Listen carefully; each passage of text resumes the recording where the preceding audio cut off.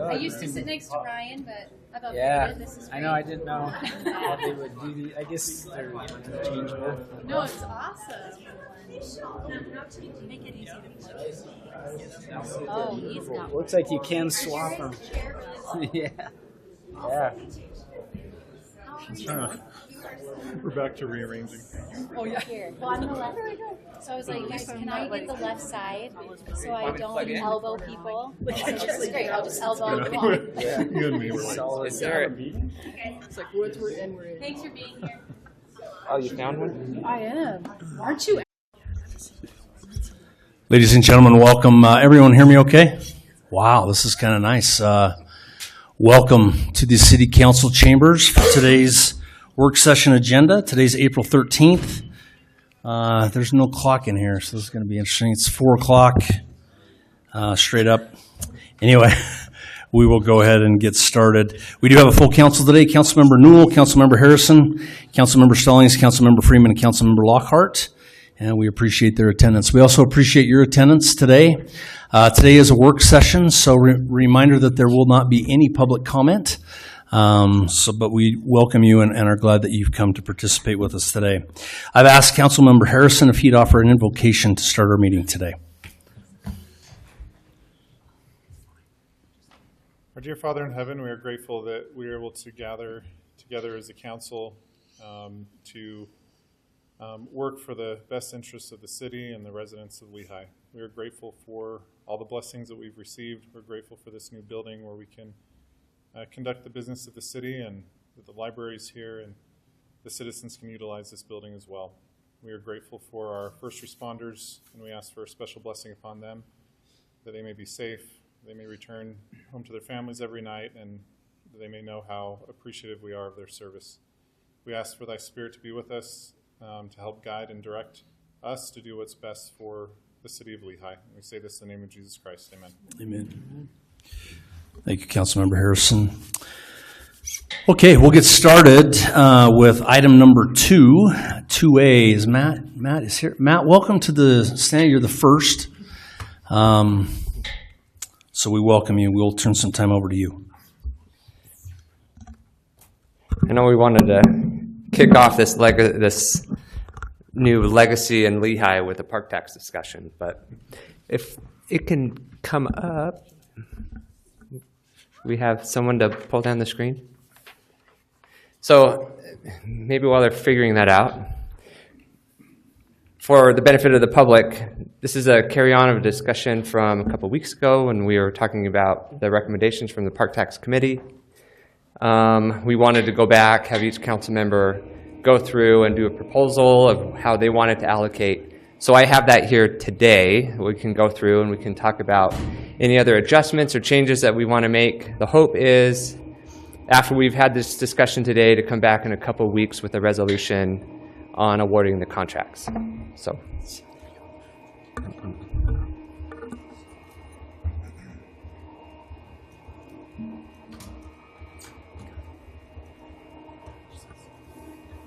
Are you able to see this on your screens? Okay. We got it on our screen. Yeah. Okay.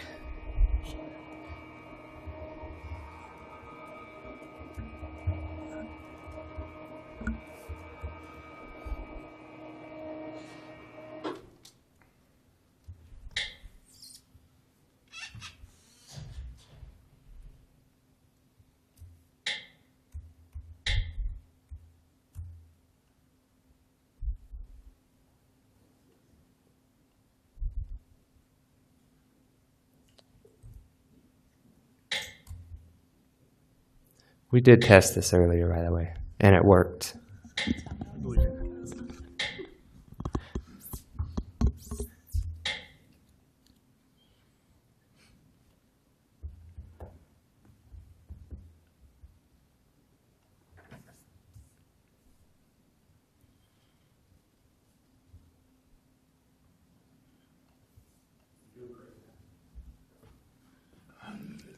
Thank you from the back row.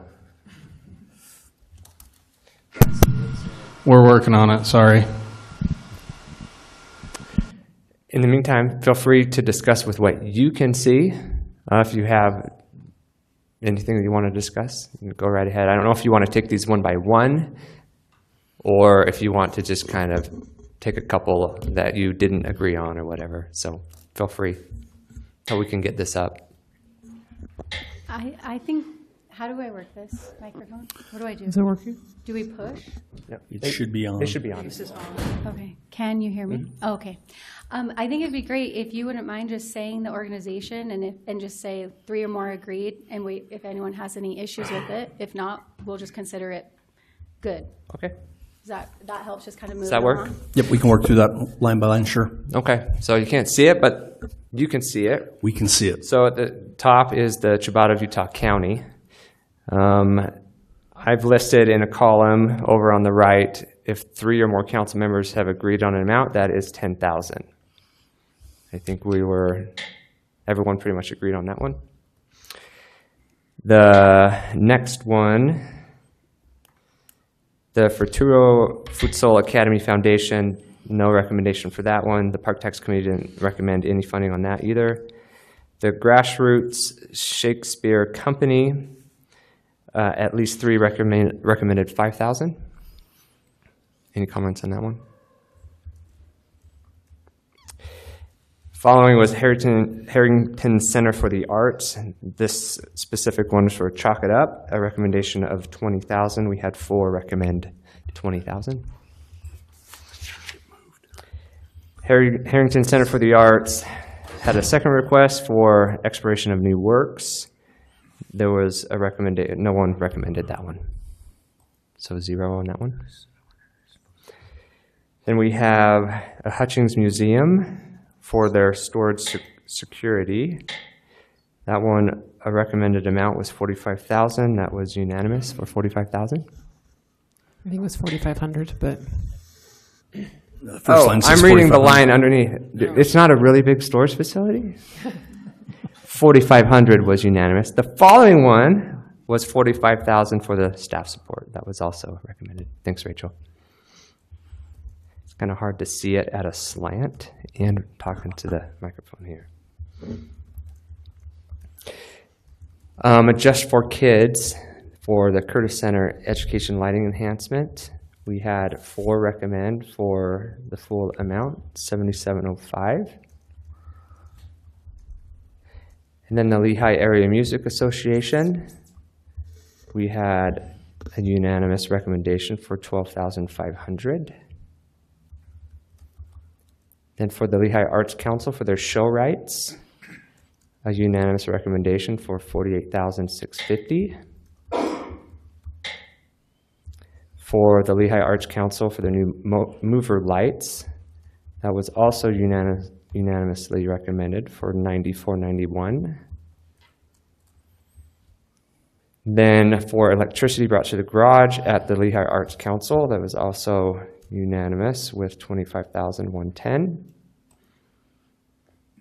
And then the next 3 were not recommended with at least 3. That was for the Lehi Arts Council. That was the upright piano, the washer and dryer, and the funfetti machine. Any comments? Okay. Then for the Lehi Historical Society and Archives, it was for their operating expenses request. The Park Tax Committee recommended $98,748. All recommended at least $98,748, but a couple recommended something higher than that. Is that something we want to talk about? Matt, can I just ask a question about that? So I guess I should check. So the full amount that they requested included the money for the pins, right? Yeah, there's the pins and also the trading cards. Trading cards. So I added back in the trading cards and kept the pins out. So You did the trading I cards? added the trading cards in. I would add that too, because they're not, I think the rationale for not funding that was they haven't gone out yet, but they're coming out like this next month, right? And so if they don't get the money for next year, they won't get to do them next year. So I would change mine to match Heather's at the 102. That's where I was at too, that I Yeah. think they're going to be a big hit, and I'd feel bad that next year the fourth graders wouldn't get them and would have like this slow year. So, Okay. Well, that's 2. I'll also change to 102. And my 106 included that, so we're, Oh, that's true. Yeah.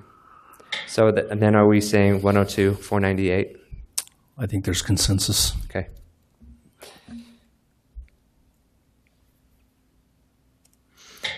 Okay, the Lehi Roundup Rodeo had a recommended amount of 90,000. We had at least 4 carry that forward for 90,000. Matt, was there any specific thing they were going to use that for? This was just to help put on the rodeo. The reason they gave us on the committee was, look, we have regular operating expenses for the rodeo that we have to invest funding for. But next year we have significant capital costs because UTA wants us to move bleachers, restrooms. So they're trying to save money this year for next year because they know they're going to have significant costs that they have to cover next year. Okay, it looks like it'll pass anyway, and so my position is I want to stick really closely to state statute, and if the city owns the facilities, correct? Or We do, right? Lehi owns yeah. okay, so that would fit under recreation facility, possibly? Maybe not. Never mind. It passes anyway, so it doesn't matter. Okay.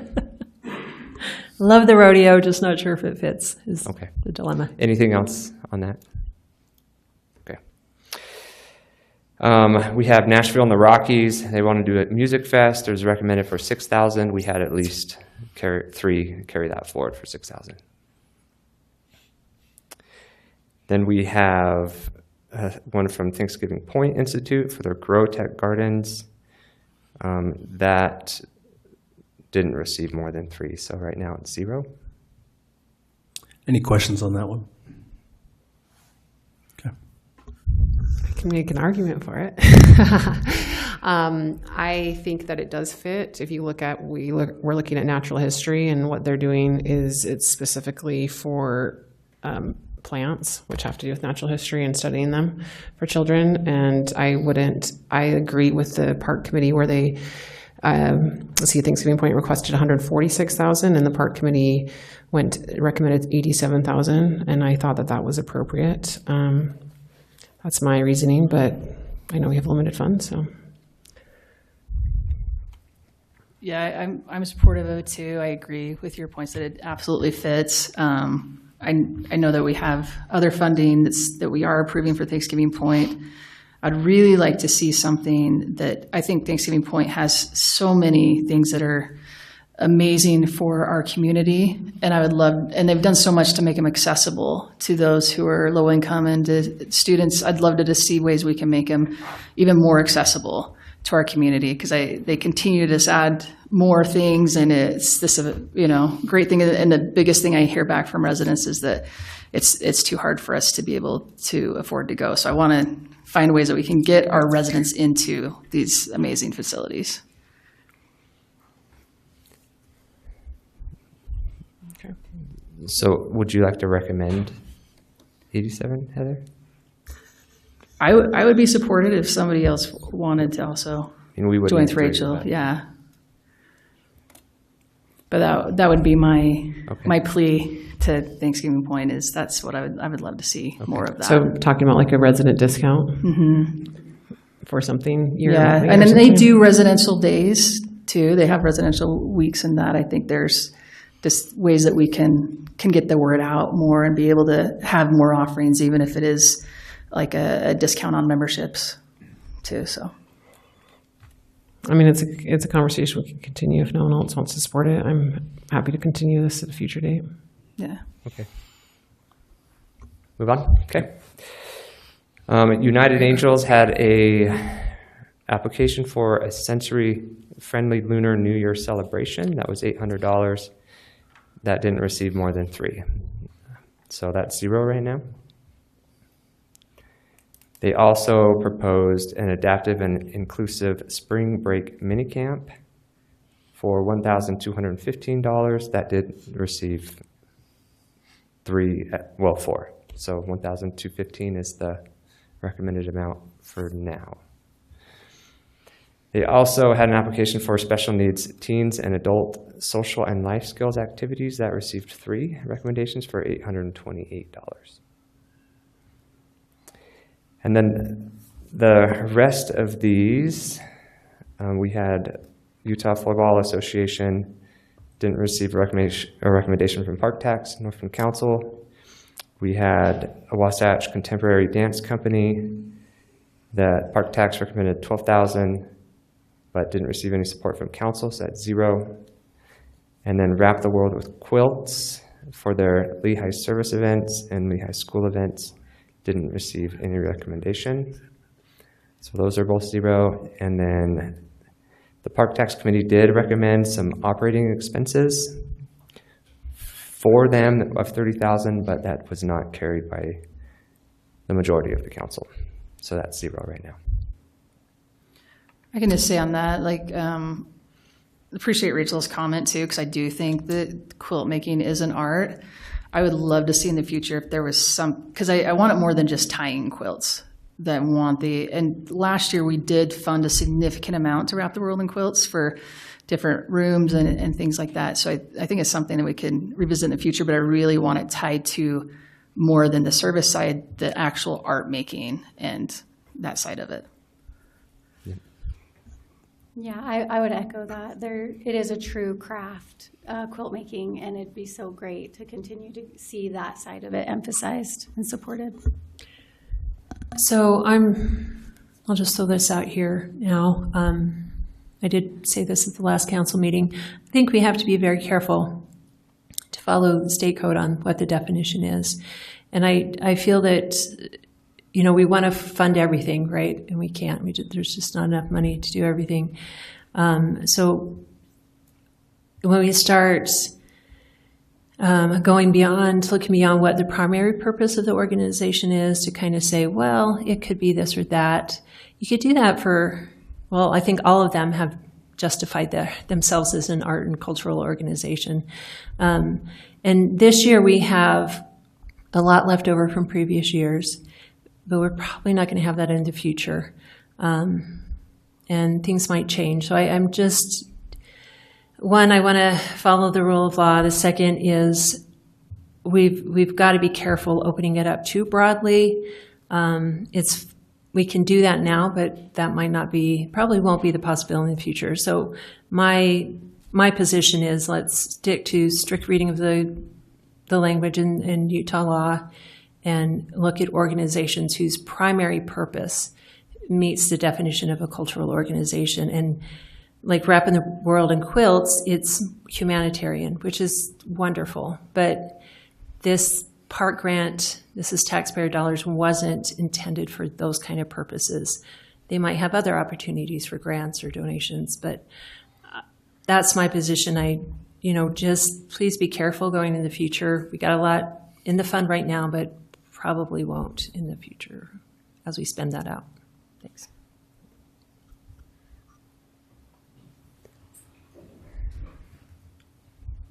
Any other comments? We'll move down. So these next organizations were organizations that had been historically funded through general fund allocation. The first one was Hutchings Museum. Request was for $260,000. The Park Tax Committee didn't make any recommendation for these, so these are dependent with what council recommended. So with 3 or more, that's $260,000 in comments. Yeah. Oh my gosh, sorry. I'm still getting used to the microphone. I was the last council member to put my numbers in on Tuesday night, and I saw that we had 4 people put 200,000 and 1 person put 260, and it's since changed.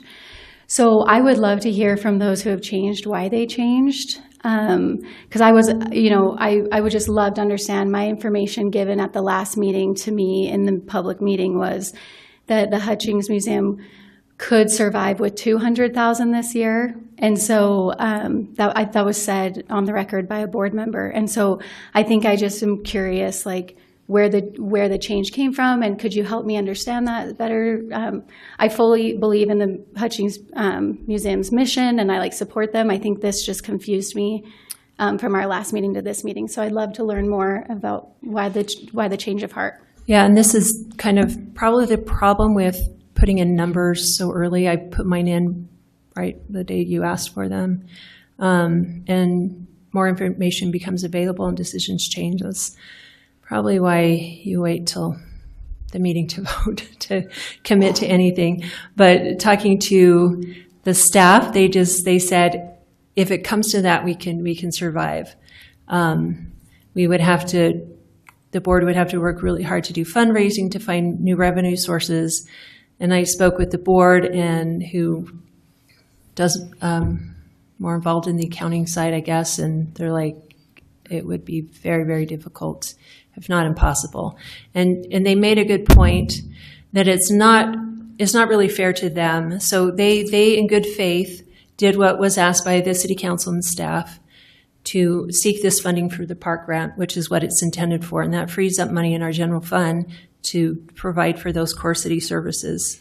So they did that, never expecting that it wouldn't get fully funded, because all of these organizations, well, I'll say Hutchings Museum definitely qualifies under the definition, being a cultural organization, that's their primary purpose, and being located within the city of Lehi. So it really wasn't fair to spring this on them the last minute, and it would be quite a struggle for them to get by without what they were expecting to cover their operation cost. And again, going through state code, to me, that was the intent, that it talks about there's a purpose statement, and it talks about having adequate and predictable funding for these organizations. They were expecting this. They're, of course, not entitled to it, but again, the intent of the state code is to provide that kind of funding for them and to cover ongoing operations for these kind of cultural nonprofit organizations. So me personally, after learning more about that and hearing from them, I thought it was appropriate to fund them, and we have the money, so we can do that. And I'll just add that was my understanding. Is I think it was probably Friday where I heard that the 200 actually was far below what they would need to survive for this next year. So I was happy to increase it. The one thing I'd just add, I mean, being in the park grant process, it's a competitive grant process. My goal, and I think I'm not out of turn in saying that we all love the Hutchings Museum, and we want to see the Hutchings Museum survive long-term and actually increase the revenue, increase foot traffic. So this year is unusual. I don't feel fully comfortable giving over $300,000 to one organization. However, I know that Hutchings Museum needs a little bit of time to financially get on their feet. And so for me, while I'm on the council, I think for this initial year, giving them fair warning to that this amount may not always be the same amount. Next year, I'd like to see that far closer to a total of $200,000 personally, because I think that freed up funding will allow for other organizations to, other qualified organizations to receive funding to support their operations and programs. So that's why I know this year it's a lot, but I'd like to see that go down next year. And my take on it is that not me, but the city had committed previously to the $260,000 for them, whether I like it or not. Just like the city committed to $100,000 for Thanksgiving Point previously, and I am a person of integrity. I like to keep my word, and I would like to keep city's word previously in their obligations. However, I agree with Councilman Harrison that I think that it is a lot for one organization.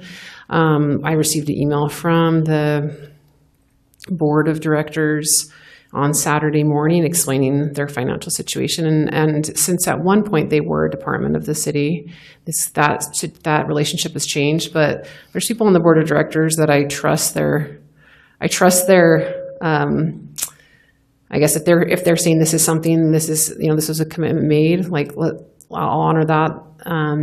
And this year, and let's have some conversations about in the future. But, Mike Southwick, former city council, Steve Marchbanks, he's our parks director, Michelle Stallings, people that I feel like know the situation better than I do. And so I'm going with that, even though I do think it's a significant amount of the park tax that I don't know if it should be that much going forward. May I ask a question of the council members? Mayor? Sure. So, again, my issue is what's a qualifying organization? And there are a lot of asks, and I guess what direction does the council intend to go with the park tax in the future? So if we say we're going to fund Hutchings Museum less, which I've talked to them about, because the park grant is not guaranteed when it expires, at the end of its 10 years, it might not be voted on again, So I think it's wise to prepare for that eventuality. But while we have the park grant, is the intent of the other members of the council to fund just various organizations, even if they're questionable as to whether they meet the state definition, or if they're located outside, the organization itself is located outside of the city, because there's two parts in state code where it specifically says within the city or in the city. What is the direction do you see with the park grant? Funding multiple requests in small amounts, using it for those nonprofits that do qualify, solid qualifications, right? Even though it's a larger amount, I think, and the Hutchings Museum and the Historic Society and those other organizations probably need to know the direction the council wants to go on that as much as you can, tell looking forward, so they can be prepared to know how to handle things in the future. Yeah, I think that's a great question. I, like Councilmember Stallings, I see the thought process behind really adhering to the policies in the code.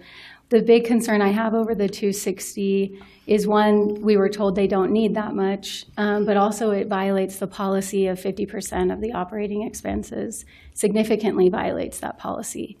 And so I think that in the future, in the vision of what we're trying to accomplish, I would love, like you said, to be very close to, as close as possible to those, the code and the policies, but we're clearly willing to make some exceptions here.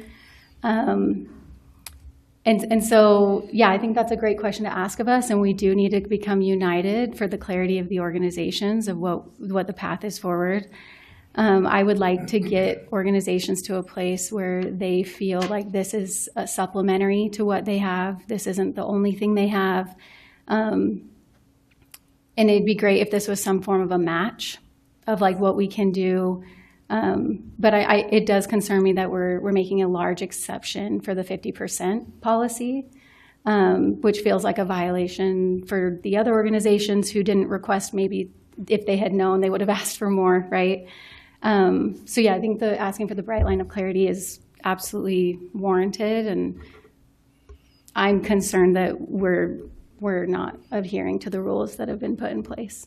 That's fair. Matt, can you clarify, though, is policy something that the council is beholden to, or is it just a guideline? To me, state law and what was on the ballot proposition, that has to be adhered to. But as far as policy, is it? Well, the policy was adopted by council. I don't know the full history of it. Jason, do you know? Of the 50%? That's not in code, right? It's not an ordinance. Yeah, I think there is language in a policy that it's at the discretion of the council. So, but I don't know, Ryan. Yeah. It doesn't have the force of state code or city ordinance, but it's definitely, the intention, and again, it's been a while, but was to have, instead of just every year, a new set of guidelines, something to guide your decision making. But if there's reason to stray from it that doesn't violate state law, then you can do that. Okay. But, I mean, to Councilmember Lockhart's point, I think it is fair to have clear guidelines for those who are applying for this. So if we feel comfortable with that, the policy criteria going forward, we can keep it, we can reevaluate it as well, I think, but, yeah. Well, and just to a point, oh, sorry. No, go ahead. I didn't see you reaching you're so far away now. I know. I think we're told we have 600,000. And I think, Michelle, you were the most, you looked at these cultural organizations, the closest, with the closest eye, and I think even then the total that you came up with was 743,000, which is above that funding balance. So I think in the future, even if we're having these organizations meet that, letter exact of the law and all the things, we're going to have to make some tough decisions about where the money goes, because that's right there. It's 143,000 over. And so even if they meet the guidelines and all the criteria, they might not end up with the full funding. That's where a close look at policy might come into play, is deciding between those when we run out of the reserves, I suppose. But yeah, I think these organizations probably would be grateful to have some clear direction going forward and understanding of where you're at on it, what you'd like to see from the park grant, I guess. Yeah, I'll just add in, going back, that I had in 200,000 as well, because that's when talking with the board member, that's what he said that they would be okay with. And then I didn't receive that email until this morning. There was a misspelling. So I never think the intent was for any of us was to put the Hutchings Museum into a place that it was unoperationable. And so I totally see the need this year to not spring it on them. And to be able to use this year, as James has said, to be able to look at some of these things. I would love to see some stipulations put in with it, more as like a guideline to help, to have an audit, to look and see if they have the right number of employees for what they're doing. Also, if you consider everything that Lehi is putting into the Hutchings Museum, not just this, but the fact that it's maintenance and utilities, the rent is free. So it ends up being that Lehi City is paying for over like 90% of this for something that we don't oversee. It's a nonprofit. And so we need to carefully look at that and see, is this the right model? I know if we said this is the 260 something that the city promised. Well, that was back in 2017 for 1 year. And the intent was always that this was going to become something where they could become self-sufficient. And it's not to cut them off and say, now go swim. Is how do we support that and make sure they have all the tools that they need, and that they can be able to have the grant writers and be able to test it out. The other thing I'm looking at too, the number of tickets that are sold, it's not enough. We aren't getting our residents in there. If the city is funding this, maybe we need to talk about a pricing model that makes more sense, because we want people in there. Like if we're going to have this facility and we're contributing this much to it, we need to have more than 20 visitors a day in there, and that we really value and appreciate it. So what are we doing from our side to make sure that they have all the tools that they need? And there's other people who are experts in this area in the city where we can use them for helping and consulting. But I would love to see something where we go through and say, here's some things that we want to see. We want to see an operational audit, and we want to be able to see that you have the right people in place. We want to make sure you have the right tools to be successful, how to make sure that your events are reaching everybody. I don't want to think that we've set some kind of stipulation or guideline here, and then we let them go an entire year and they come back and said, we weren't able to do it. So I think there's part of this on us too. But at the end of the day, these are nonprofits. They're not under the city, and this is the proper place for them to be funded, is through the park tax grant. It's not, other than, we're pulling in Thanksgiving Point, which had an agreement with the city. And so that is kind of something we're doing different here, but these should be funded through park tax and not through general fund. And we are going to get to the point where there's going to be 600,000, and there's going to be a lot of these organizations that we really care about. So whatever we can do to help as liaisons and other parts of the city to be able to get them to the point that we want to see them at, then we need to take that on our shoulders too. Comment, just to be clear, they are a private organization, and if we asked for them to do an audit, we'd have to ask every applicant to do an audit. I mean, that's fair. And also just wanted to point out that we have multiple nonprofits that are using city facilities, that we're paying for the utilities. The Historic Society, the Lehi Art Council, the Curtis Center. So I don't think it's fair to single out Hutchings Museum.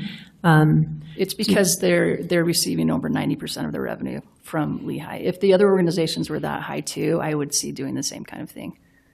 Okay, but as far as the facilities they're using, I don't know if that's a justification to have. No, it's higher... just saying how much that the city's contributing. And because the city's contributing so much, let's look at ways that, like, for example, the ticket pricing.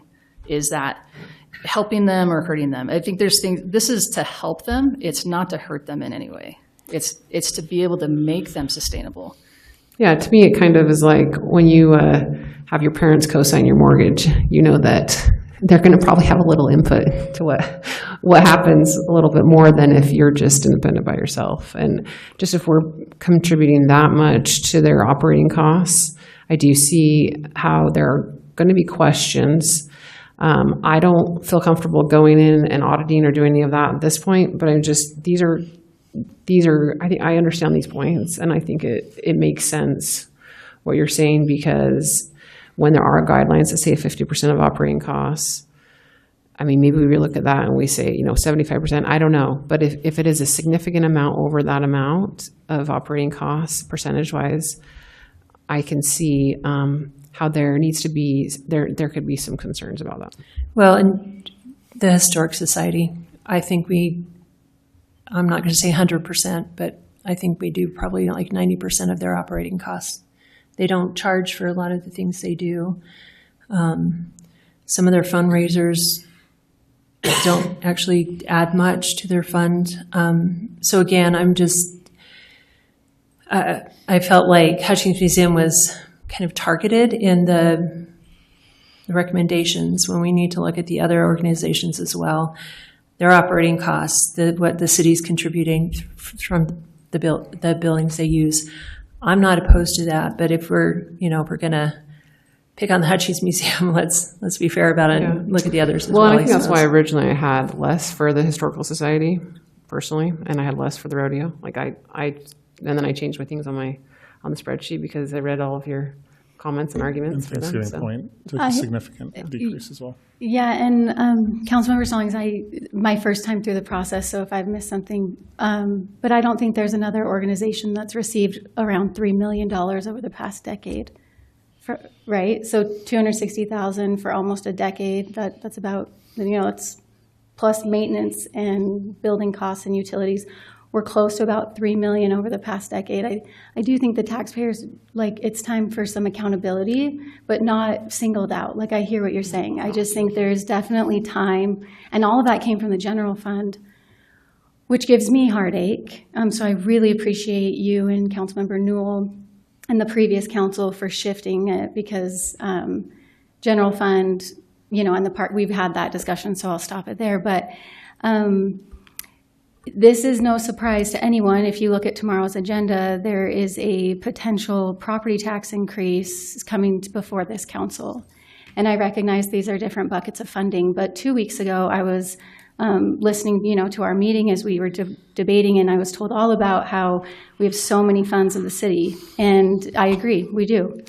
And it's really hard to think about going to residents and saying it's time you pay more, but we're not telling the organizations that we are supporting through this bucket of funds to tighten up. And I think if you guys can help me process through some of that, but it's definitely a challenge that we're going to go to the public and say that we're facing some costs that may merit an increase for your property taxes, but some of these entities that have said in a public meeting they will take the $200,000 and be okay, we're going to give them more. And it's just hard for me to work through that. If any of you want to help me work through that, that's great. I just don't know how to turn to the public and say, your costs are going up. but an entity who said they'll take less, it got more. Excuse me, I thought I clarified that I spoke to staff, and they said that they possibly could if that's what it came down to, because what I was hearing from other council members, they wanted to fund even less than the $200,000. So the money is there. It is tax. The voters approved this, so they chose to add this additional tax to pay for these kind of things. And I would love to see them dedicated to the intent in state law. So this is not coming from taxpayers. The fact that they were willing to move from general fund contributions to this park grant, which is still competitive, it frees up money in the general fund. And that is one way that, at least me personally, I've worked hard on this last year trying to convince these organizations to take that step. To me, that was one step that I did to be able to have less of a burden on our own taxpayers and free up that money for the services it was intended for. So I'm very comfortable going to the public and saying, this is one thing that we are doing to free up money in the general funds to provide for the things that we need as a city. And I very much appreciate the organizations that were willing to do this. It's much more paperwork, much more accountability for them. But I think it's appropriate for them to get the funding for this park grant. I think it's what it was intended for.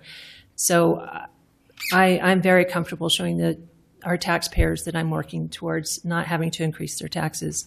But again, so tell me if I'm right or wrong. What I'm hearing is you intend to reduce their funding, and the purpose of that would be to provide for other organizations to receive So my grants? intent is not to reduce their funding. I'm not saying that now, but I'm saying looking at even the bare minimum of organizations that meet the standard would be 743,000. We have 600,000. So someone is not going to get fully funded, and I don't know who.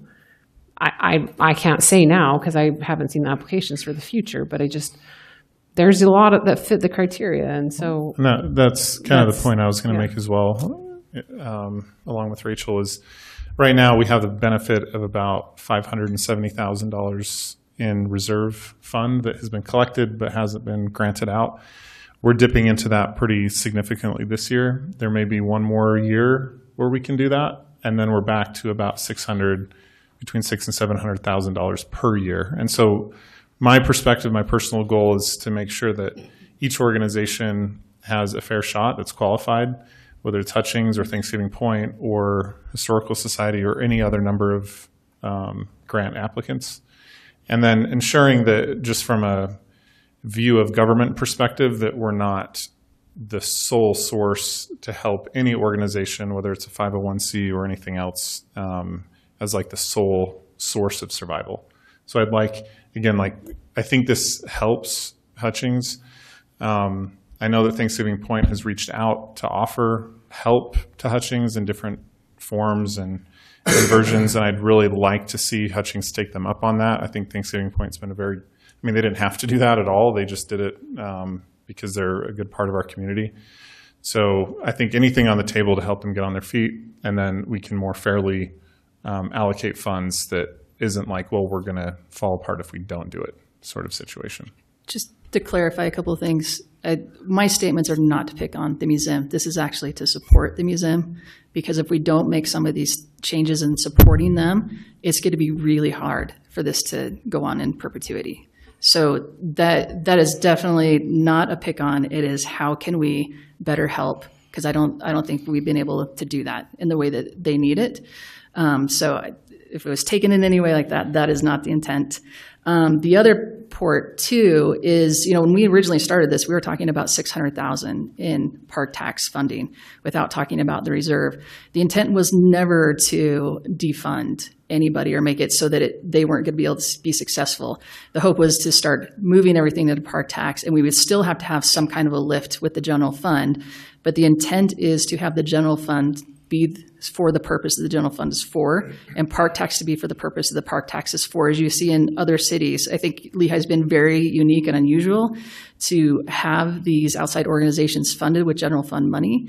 But I think this is going to be a little bit tough, and luckily we do have those reserves to make this transition year. But the intent, I don't think I've heard from anybody on council to make it so these organizations were not operational. Like it was always, that's where the 200,000 came from. I understood that there was a miscommunication there, and that, they do need the 260 this year. I'm totally willing to support that, but I need to do that also knowing that I'm really, truly supporting them, and in a way that they're going to be successful long-term, and that they're going to be an asset to the community, and our community has opportunity to come and be a part of the museum and see what they have to share.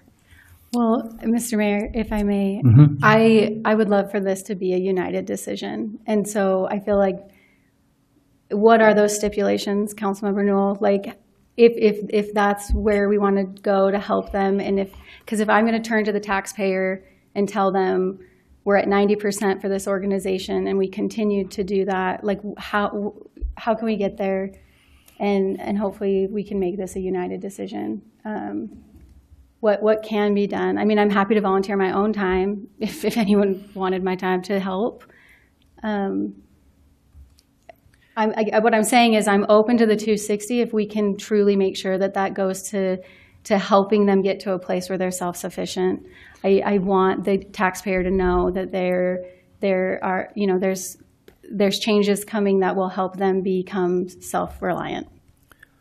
So I'll answer to that too, just to kind of button this up a little bit. Hutchings has made some changes from 2017. They are headed down that road. I think they're very aware of where we are council-wise moving forward, and I know that they're doing what they can to make the changes within their own organization. Using the 260 will help them stay on their feet this year and continue towards those goals. So your original question, I believe, was answered by Councilmember Stallings, that some additional information was gathered. That information is there. So my question back to you, Councilmember Lockhart, are you still for 200,000? Would you be willing to go to the 260? Or are you good with what you've pledged at this point? Yeah, for me, and maybe between now and adopting the resolution, I'll have to meet with the board again. I've met with several members and had this conversation, but for me to get to the 260 and for that accountability, I'm going to need to see that that changes are made that drive traffic, create self-reliance, get more revenue for them. And I'm happy to, like I said, give my personal time and talents to help them do that. Thank you. Councilmember Newell, are you okay with 200? Would you like to change yours? Are you good? Yeah, after the email that I received, it was never intended to have them be at a point where they're going to struggle or they're going to have to do major changes right now without being able to have a holistic approach. So I think that's appropriate for this year, but also I agree with Councilmember Lockhart that we need to know that this has to get to a better place, because it's just not realistic to think that one organization is going to take 50% of the park tax in the future. But I would love to see their revenues increase dramatically higher than that, including ways that they can get a grant writer involved, that they can get more social media involved, that they can be able to make things more accessible for Lehi residents. So, and I don't know that they have what they need to be able to do that.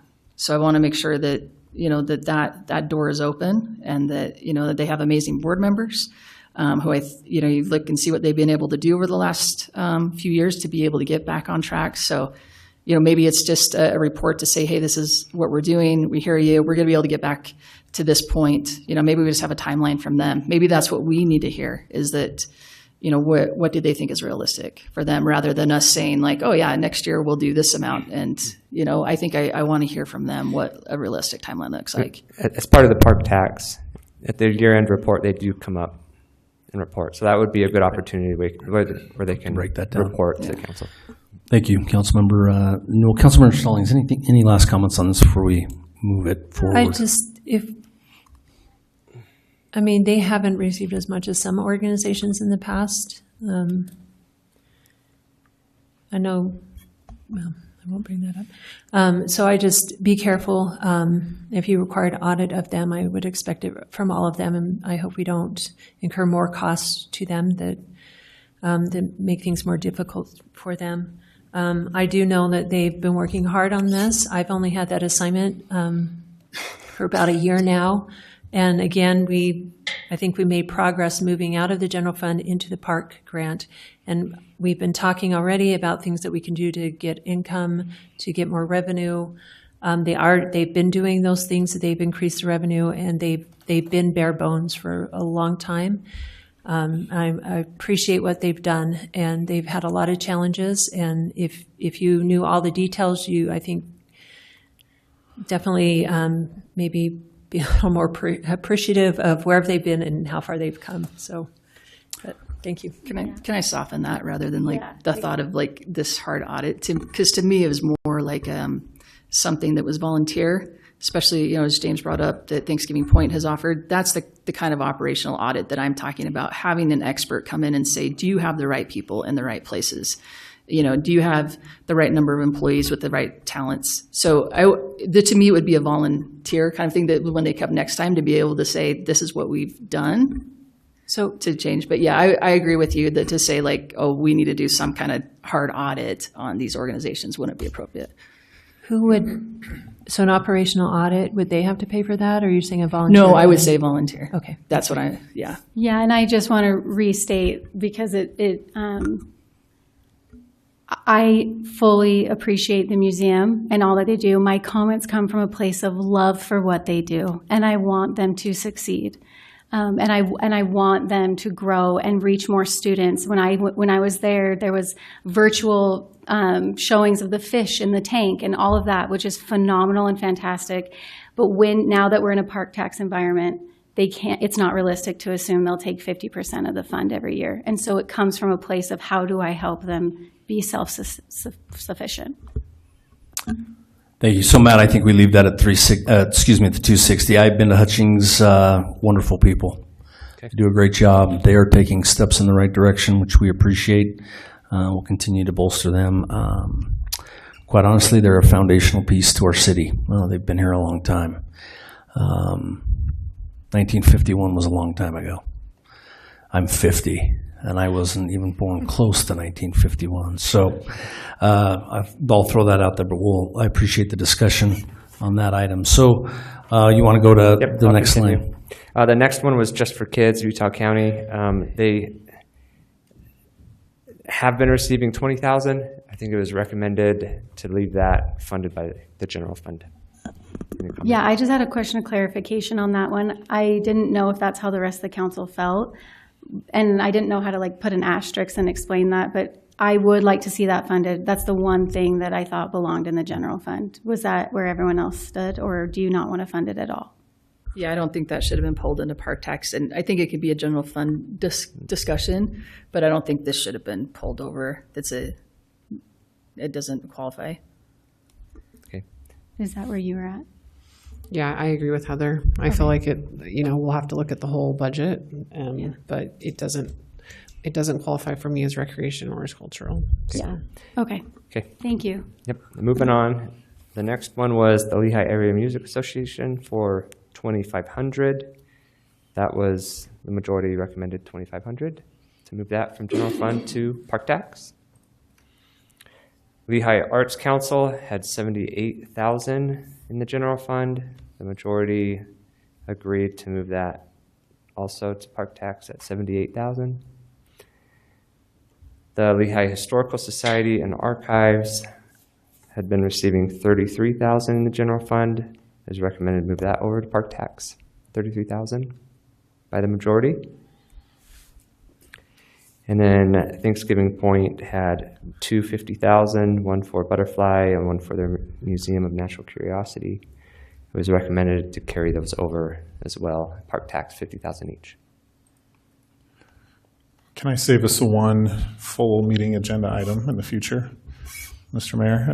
Yes, please. I think just stepping back one step, we talked about state code, and I think this is where our attorneys can help us, and Michelle's brought this up before. For next year, I would like to see what's allowed in state code and how it matches up with our policy that was passed by the council in 2024, and see if we do need to adjust that to make it more clear, because obviously state code trumps everything else. And that'll provide very clear guidelines for the future park tax applicants for next year. If that's something that the rest of the council is comfortable with, I would love to dig into that with Ryan and the council. I would support looking at the policy again, but it's also implementation of our interpretation of state code. So I went through that, and some of the things that are recommended here and by the park committee, I don't agree with. I mean, some of it is very clear. These organizations are, for special needs or humanitarian, which are valuable, tremendously valuable, but I don't see that they fit here. So a lot of it comes back on us, how we interpret it and how we want to implement that. But I would support looking at policy. Yeah, I guess that's my question, is what's non-negotiable based on state code, and what gives the city discretion on how to implement that by So policy? would you like that before it comes back for a vote? No, or I'm just talking in the about future? next year, because I think Okay. like toothpaste is out of the tube this year for the applicants, but for next year, I think it could help us kind of streamline everything. So I have, just so I've made a note, this is a potential work session item that we can dive into a little bit, potentially on another work session meeting. So I appreciate that input. Yeah, I would support, sorry, Would you like to speak, Councilmember Freeman? may I make a comment? Yes. I would support it maybe November. Maybe we can start talking about future budget at that point. So there's clear guidelines. Any other questions for Matt on this park tax spreadsheet that we've built out? So Matt, I think we have is everybody clear on the path that we're on? It appears that we're pretty clear. Is everyone comfortable with that? Sure. 3 or more agree column. Okay. So what we'll do is we'll allow Matt to move that forward, and it'll come forth in a future meeting. So thank you, Matt. Okay, We appreciate your time. Okay, discussion item 2B. That's the discussion of auto sales use in commercial zones. Kim, welcome to the stand. Thank you. We'll open it up, have you start. Yeah. My computer has been rebooting. And I just emailed everyone that document because I don't think it's attached, or I can't get it to work. Oh, are you, okay. Chapter 12. Mm-hmm. Okay. Oh, so this is yours. Okay. Cool. Okay. One or the other. All right. So this discussion, I think it came about by a few of the council members that had raised, I guess, the interest in revisiting how we regulate auto sales. So this first document is our table of uses. And so this shows a draft red line. Right now, in order to do auto sales, you've got to have a site of 1 acre or larger. And so this first, I guess probably the largest single change would be to eliminate that requirement for the 1 acre, and we just list the auto sales use, and then we would make it, I guess the other major change would be we would now allow it as a permitted use in our commercial zone. Whereas right now, if I go up to the top of this table, it's only allowed in the heavy commercial, regional commercial, light industrial, some of those other zones. So that is the first change. And then along with that, in Chapter 12, we have a lot of different supplemental requirements or standards for various uses. Auto sales is one of those. So we've also proposed some revisions to those standards. So, and I'll just kind of walk you through these. So in this first paragraph, we want to make sure we do have safe access. We've had some discussion already about this, but I know we want to make sure it's still safe so that fire and police, or even just the customers and employees can get around the site. We're taking out the requirement, so the paragraph below that first one that has the strike throughs. And this is, our current code, we say you need so much space for each inventory stall, So the direction that the current draft goes is whatever they want to fit on their site, as long as we have the drive aisles that meet our 24-foot standard, just to make sure, like I said, for access. And then as we go down through the document, I think a lot of this is just more cleanup language. I think this felt kind of redundant, that customer and employee parking shall be clearly, we just say designated instead of visibly posted. And then we do still want to make sure they have an office on site. And I think that's actually part of the state requirements to have your dealership license, that you have a physical place of business. Let's see, I think 4 was just more wordsmithing cleanup. 5, we're just, instead of trying to restate these lighting standards, we're just going to refer them to a separate section that has all of those lighting standards already listed. And they do, under that separate section 12.1.10, it does say they have to be shielded and they can only be a certain height based on the size of the parking area, things like that. Number 6, the strike through there. Right now we require some landscaping between the public right-of-way and where they can start their car display. Again, based on previous conversations, the direction that this draft heads is that we would just take that out, that we're not really that concerned whether they have landscaping on their side of the public right-of-way. And then, let's see, the next paragraph down, that's strike through. This deals with some of that 1 acre minimum. So we wanted to take all of that out since we're going to remove the size restriction. Number 7 is a new requirement. And again, all of this is just open for discussion. That's why we're having it as a work session item. None of this is set in stone yet.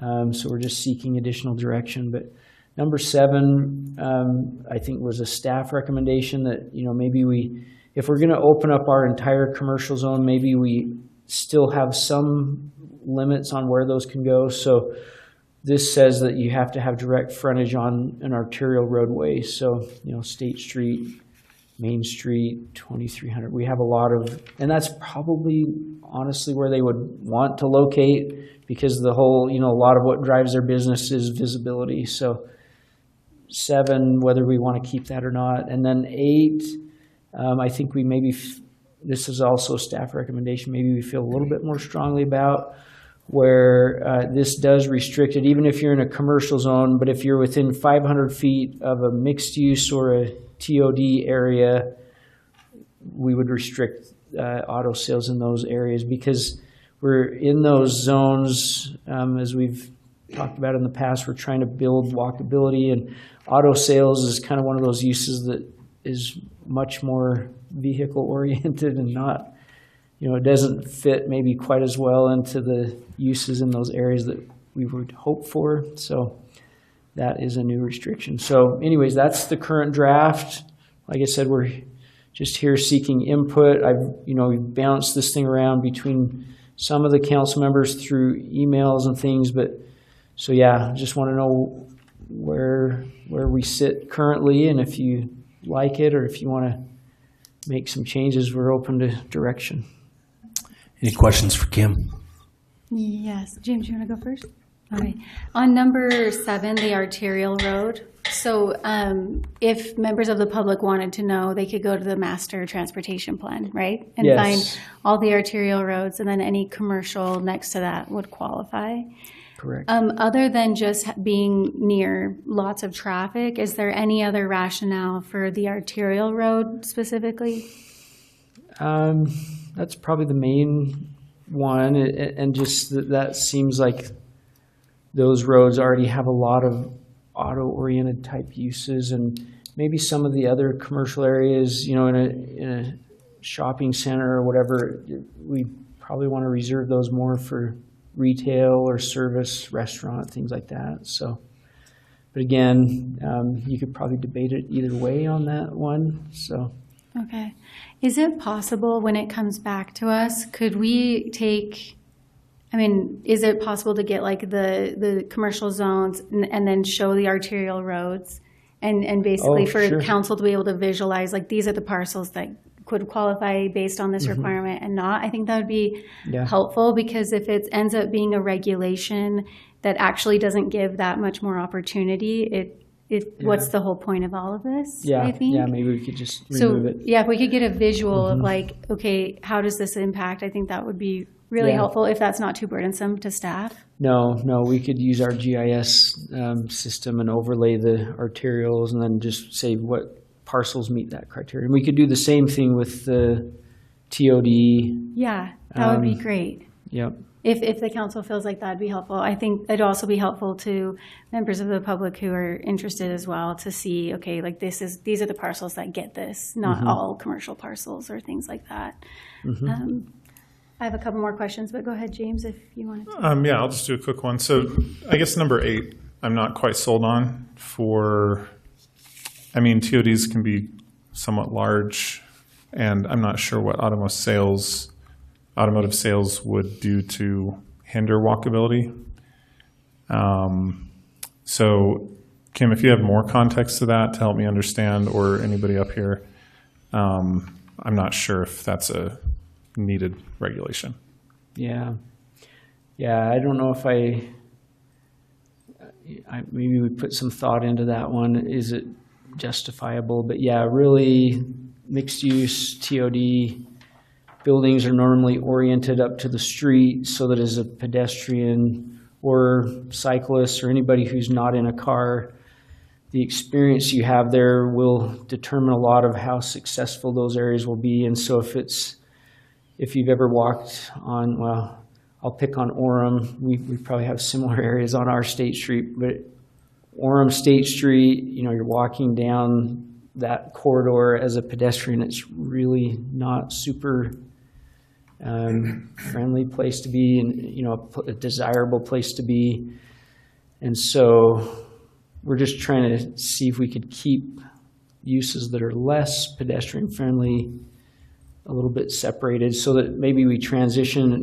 Maybe there are other commercial uses that have parking in front of the building, but they lend themselves more to that pedestrian traffic. That makes more sense. I think maybe instead of doing a blanket restriction, it might be better to require businesses to, if they're within a certain development or within a certain zone, like the TOD, I guess, because mixed use is a little bit different, a smaller geographic footprint. But at least, if there is going to be automotive sales, that they have to adhere to a certain standard, not simply prohibiting them altogether, if that's something that's kind of some good middle ground. Yeah. And there are dealerships in some of the bigger cities. If you've been to, New York or Chicago, they have auto dealers that have their display, like literally in a display viewing window, so that as a pedestrian, you're, there's the latest model of this vehicle. So yeah, I think we already restrict. They're not allowed in TOD or mixed use. So unless we change that table further than what it is currently, they are already not allowed in those TOD and mixed use zones.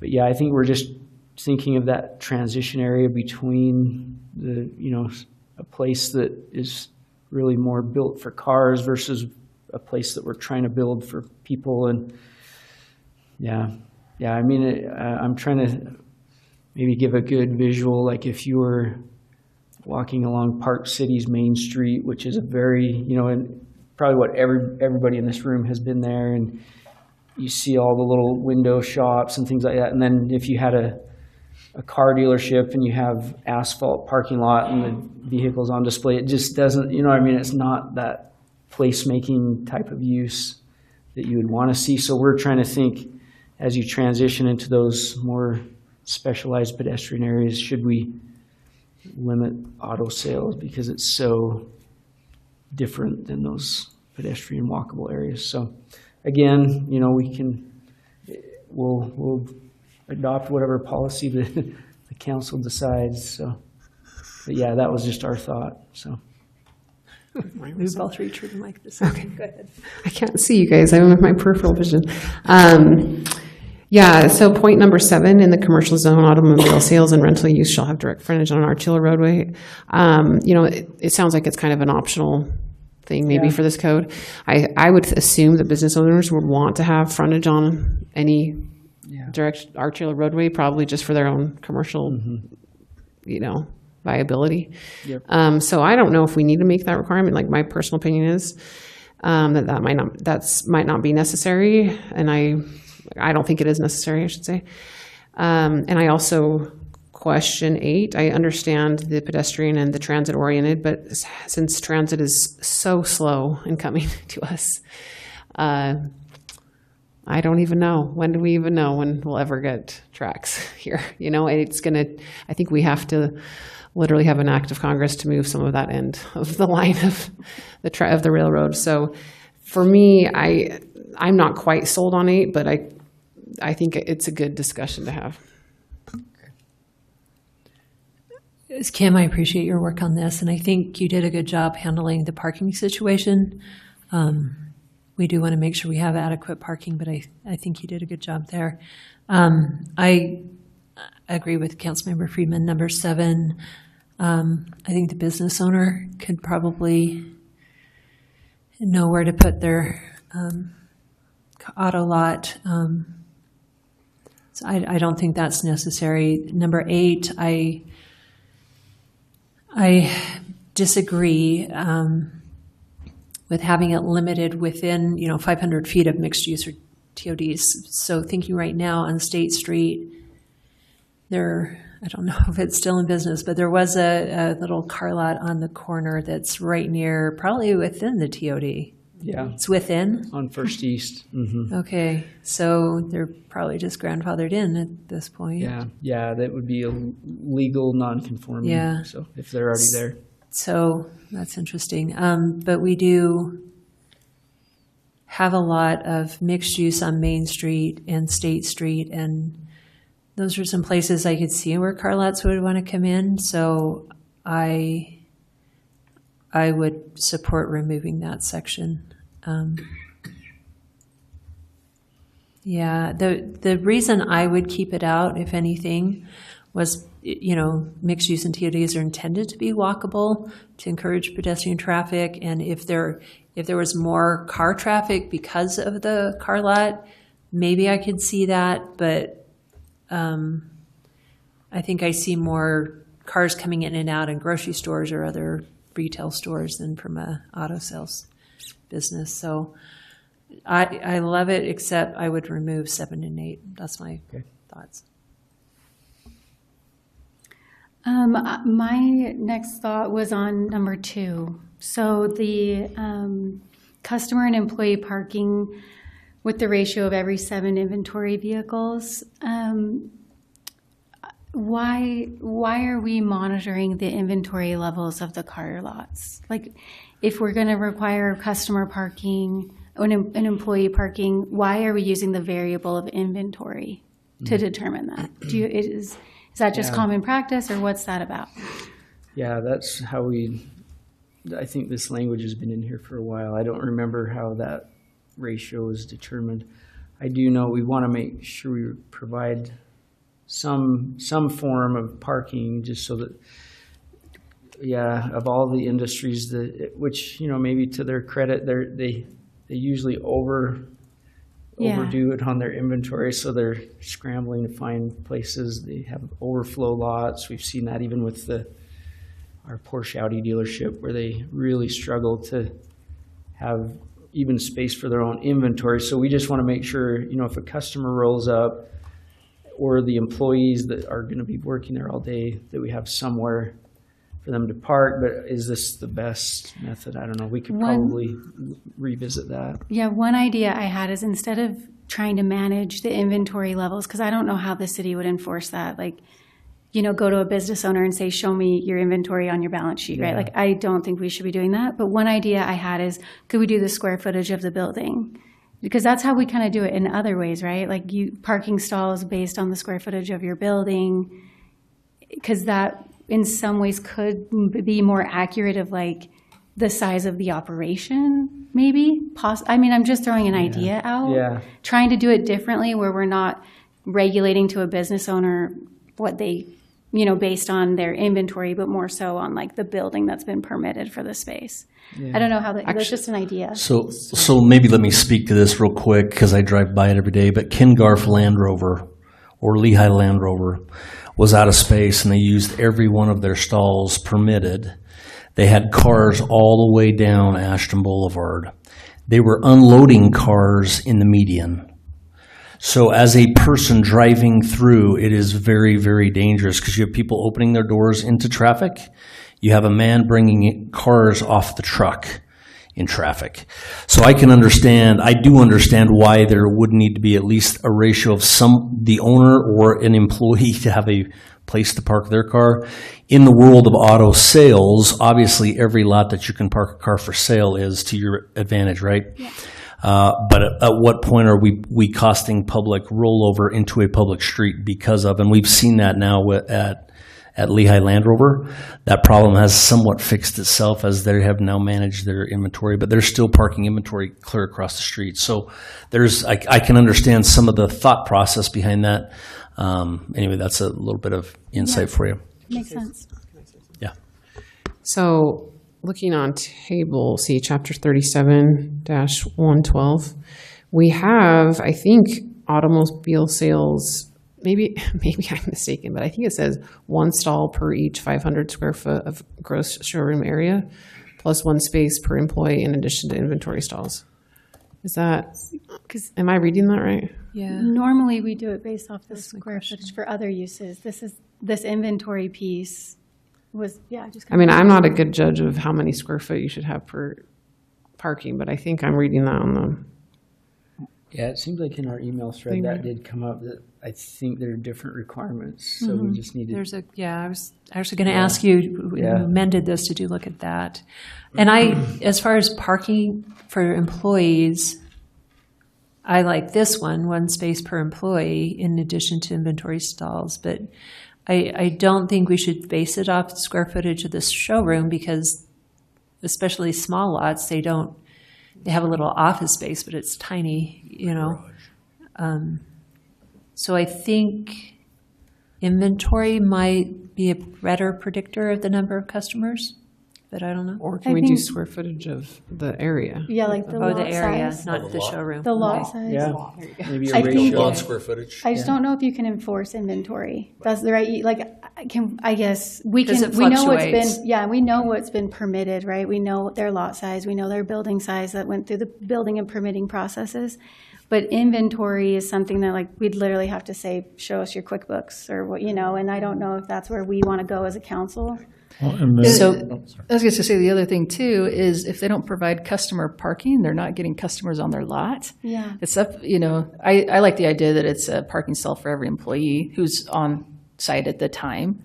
Because if you're just have a 1 or 2 person operation, but you've got 50 cars, do you need that many employee parking stalls? But yeah, that's where I'm they want to make sure that they have parking. Because if I drive up to a lot and I have to walk a block to get, they don't want to give up their, They might, again, I'm thinking of these small ones that I've seen around town, they might want you I guess to they might park want you to the have street. on-street parking. Yeah, you're right. So you're that's right. the concern. But so I like the idea of employee parking for the number of employees on site at a time, and then maybe,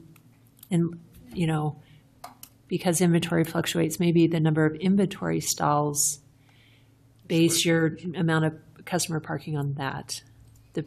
Not potential necessarily for- the inventory itself, but just how much they could have. they could. Because you could get that information, right? Early Yeah, when they on. do their site plan, we should have a rough idea of, okay, we're going to have room for 24 cars or 50 cars or whatever. Yeah. Anyway, I have a couple more questions, if that's okay. But I just thought that maybe there was a different variable we could use to enforce that kind of stuff. Probably this would be my suggestion is just like we did with the lighting, maybe we just strike all the parking requirements in this section 12 and then just amend the parking table. And maybe we just keep the one stall per employee, and then we say, we can research that. Maybe it's 1 per 10 inventory stalls, or we'll look and see if we can come up with, there might be some, like there's the Institute of Traffic Engineers parking table. They might have something that we could look at. Yeah. Okay. My next question was on number 4, and I know we've kind of discussed this also applying to other uses, but the asphalt, concrete, or pavers, it's so expensive to like asphalt a parking lot and all of those kinds of things. Is this requirement burdensome to these small businesses? Because I was just driving by the one we did. I specifically came to this on Main to look at the one we did the development agreement with, and I'm pretty sure I saw gravel. So do we care that much if we've allowed that one to be gravel? And are we putting a burdensome, costly regulation on a lot of the businesses in Lehi? But obviously we're talking about auto sales today by having something like this. Yeah, any new business, we require hard surface for drainage. And I mean, there's a lot of other reasons. Probably on that one where the way it happened, they've had temporary uses on that property, fireworks stands and other, I think it was trailer sales before. And maybe we should have covered that in the development agreement. Or they could be out of compliance. Should we check? I don't know. Yeah, I don't think it was part of the development agreement because it's standard. We require that for everything, parking for anybody. But generally speaking, I think if we don't require it for auto sales, we'd want to look at it for any other. But yeah, I think just for maintenance purposes, like I said, storm drain, things like that, I would think we'd want to keep the standard that if you have a commercial business, you should have a hard surface parking lot. But that's okay. I don't know. I don't know if you guys have thoughts on that. I have a thought. I wonder if it is kind of a tough ask for small businesses, just having had a family member with a small business, to have, the requirement for the paving. I think maybe there would be a way to, I don't know, if there's a way to give them a little bit of window to say it has to be paved within a certain time period. But sometimes, to put all that tens of thousands or hundreds of thousands of dollars up front to pave, it's kind of a lot for a new business. So maybe we can say even like within 6 months it needs to be paved, or within, 2 years max, in my opinion. But, kind of they have to get some traffic going to make money, I guess, to put forth money is an idea. But can I ask I'm not Rachel? married to that. It's just an idea. Along those lines, I think, Kim, you mentioned drainage is one concern. What are the other concerns? I think just like if you have a gravel parking lot, it's, I guess, not as Like the curb. appealing aesthetically. People, they may not, I don't know, like when you go to an event and you have to park in a gravel parking lot, it just doesn't feel as finished. And I don't know, maybe it's like a home and you leave the exterior with the OSB sheathing, which might function, as a technically, but it just looks nicer and it's just a more finished look. I think I like what you brought up, Rachel, for, maybe having a period of time before they have to finish it. Because I'm thinking of, like, if I'm a small business owner and I'm able to scrap together enough money to start a business and get a plot of land, and then it's like, oh, you need like 25,000 square feet of asphalt put in, that may kill a business idea pretty quickly. So I think, and you're right, this goes beyond just auto lots, so maybe this is a broader discussion, but I think it would be good to say, solve the drainage problem. That's a requirement that you have to have. But as far as a paved lot, maybe give some leeway, like 12 months or something like that. How would you police that, I guess? Especially a car lot, they would have to remove all their inventory, pave it, and then put their cars back. Where do they put their cars in the meantime? I just see it as problematic. And I assume when somebody's starting a business, they have their business plan, they get the loan for all the costs, and then they take care of it. The other thought too is with gravel, because I have chips in my window, I'm thinking of this. I would not go to a car lot that, you could take it out for a drive and come back and get a chip. I don't know. That's a good point. Well maintained, and even for the lot like on Main Street and 23rd. I mean, maybe they'd say no. Let's just do it now because it would be too much of a pain to do it later on. I mean, they're pretty used to moving cars around, so I'm sure they could move an entire lot off for 24 hours. And an expanded thought on the same line is Family Haven, the organization that came in for the CBG, whatever money. I can never say it right, but they actually were delayed in opening because the city said you don't have an asphalt car or, a parking lot. And, it's that kind of stuff that I feel like might be a little burdensome, but that could be to the greater conversation as the regulation as a whole. But, Mr. Mayor, if it's okay, I have one final question on this. Kim, for number 6, when it talks about landscaping, I was just curious why we eliminated the landscaping requirement completely when we don't have that eliminated in other uses. Yeah. And driving by the one on Main, I did notice that all the cars were right up to the sidewalk. Yeah. And the gravel had weeds in it. So I was like, is that technically landscaping? I don't know. But I don't know if I'm comfortable giving all of the landscaping requirements away. I think it used to be 20 feet or 10. But I think we do need to have something because all the other uses also have that. Yeah, I would agree. I think it was on our previous discussion that came up, and several said, let's just not have that landscaping requirement, so we took it out. But I would easily add it back in if that's the preference of the majority. I think driving by the one on Main, that's where I was like, oh, okay. I think it would actually be even 5-10 feet or something. It just helps make the lot look finished, to your point earlier. Yeah, but I think that came up last time, and I think for auto sales in particular, I wasn't a fan of having the landscaping because a lot of times they want to park it as close to the road as possible for visibility. And actually, that particular lot, I have a teenage daughter that's about ready to get her permit in 6 months, and she reminds me all the time. So I go past and I can see all the cars. I think for this specific business use, I'm okay without the landscaping requirement. But that's just my personal thought.